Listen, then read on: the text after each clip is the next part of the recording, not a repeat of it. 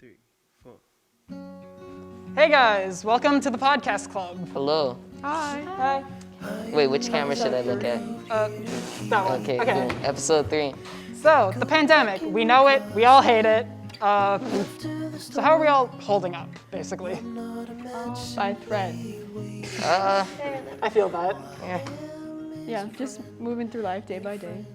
Yeah, that's kind of how it went. Everything just was like, oh, I survived today, now I gotta survive tomorrow. Now I gotta do today, tomorrow. It was that taking it day for a by while. day. But now we're back in person, so like, how have we dealt with online, and how was the switch from online to back in person? It's a really drastic change. Online was like probably the worst experience I've ever went through in my life, actually. Like in my head, I thought I loved it because like, I mean, you could sleep, you could be in your bed while doing really anything. But like in reality, I was like in a poor headspace actually. And I was isolated. Like I lost a lot of friends at that point. So it was just not good for me. So this like drastic change in a new school and also just seeing people in general was like giant for me. It's like a great change actually. Yeah, you weren't really able to socialize with anybody like online. Of course, there was the chat, but only a few people would do that. And so everybody was really just isolated. It wasn't anything going on. Yeah, and it was weird though, because it just happened all of a sudden out of nowhere. Because we all just thought, oh, hey, extra long spring break. Yeah, 2 weeks off, and then all of a sudden it's like a year and a half later. I had a really funny story about that. So my sister was she was in college in like Flagler, and then she came back for spring break, and one of the people was just like, oh, you don't have to pack a lot, you'll be back really soon. And then she wasn't able to get back to Yep, the she's still dorm. home. Yeah. Literally what my teacher said, she was like, oh, it's just like a flu going around. And then like, It was not just a flu. it was not a flu. Everything just went, Definitely Yeah. not back to normal yet. No. yeah. I think the worst part about online was, like I said, I was going to say a similar thing to you. Everything seemed great at first because I'm just like, yeah, I get just all this time to myself. But then I kind of just got grueling because I work better working in person, which was the whole thing for me. Yeah, it was also very damaging socially, like feeling very isolated and alone all the time, even though you were probably with your family for most of the day. But also family can be exhausting Yes. after a while. Yeah. And then, No, go ahead. no, but even like with the schoolwork, you were able to just like mute the tab and do something else. You didn't really have to pay attention, and I think that damaged a lot of people. Yeah, there was definitely not a lot of learning done over online because it was really hard adjusting to a whole new system and then having to get all the work done. And some of the assignments were like drowning and you would get behind on them.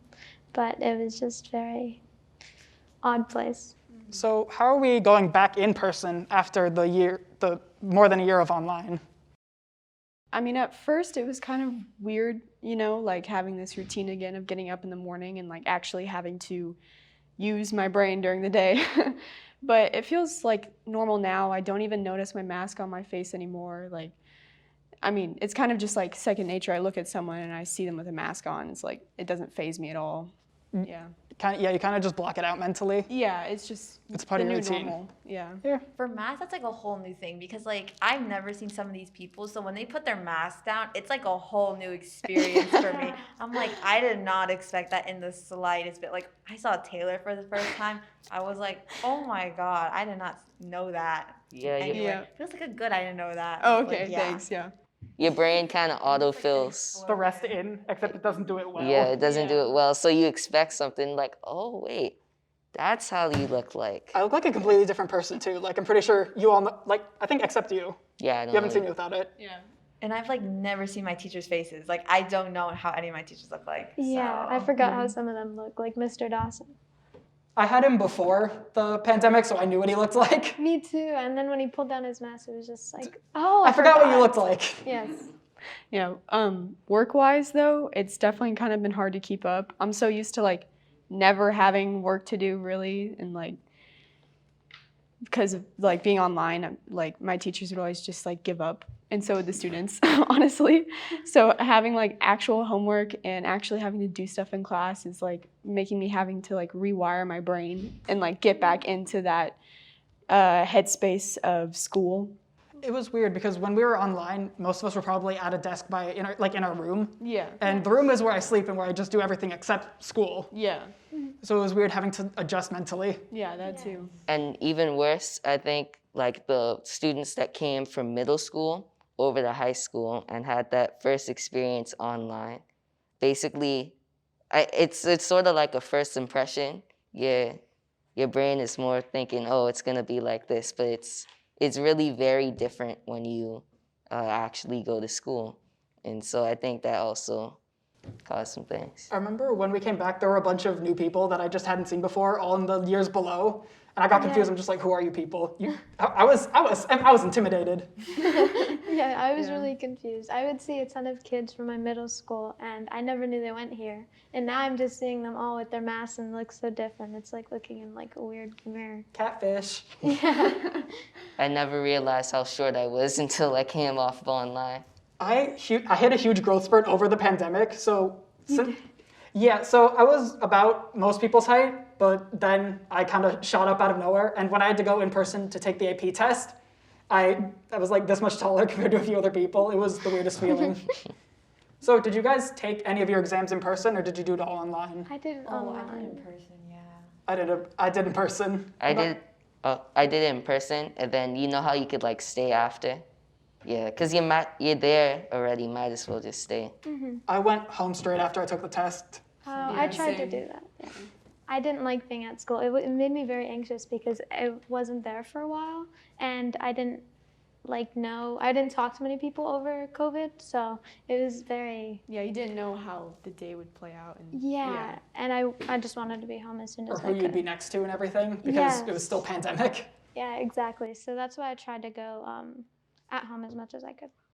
Home was boring to me. I was really, like, when I was actually able to go, because, I have asthma, and so I couldn't, I didn't do any of the hybrid or anything, but when I was actually able to go, it was just a really nice moment to me to be actually able to be here and experience actual school.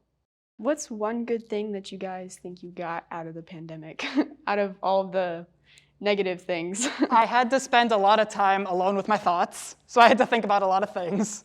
Yeah. And any identity crisis I was going through, I pretty much got through it in that time. So I'm pretty confident in who I am now. That's good.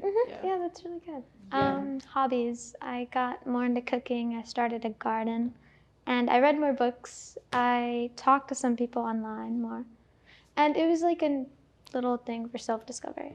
Yeah. Oh yeah, and making new friends online was another thing. And then I actually got to see a few of them in person this year. Me too. It was great.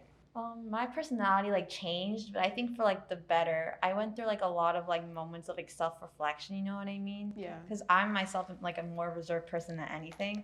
So that's kind of why I lost friends in the meantime of it happening. So it just made me think about who I am and why do I do that? Why do I lose friends and stuff like that? And